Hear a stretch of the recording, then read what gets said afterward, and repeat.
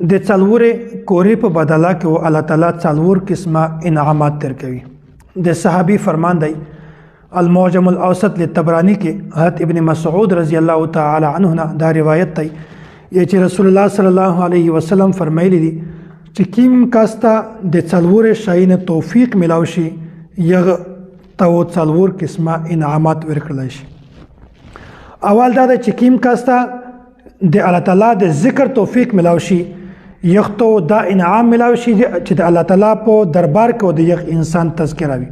ځکه چې الله تعالی فرمایي چې تو سے موید اوي زو د تو سے تذکرہ کما.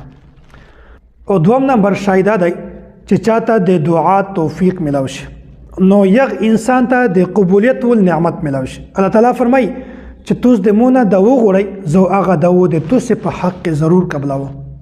درم شایدا دی چې چاته د شکر کړل توفیق ملاوي شي نو یختو فراوانی او برکت ملاوي شي. ځکه چې الله تعالی فرمایي چې توس د مو شکریا ادا کوي زو ضرور په هغه کې اضافه کما.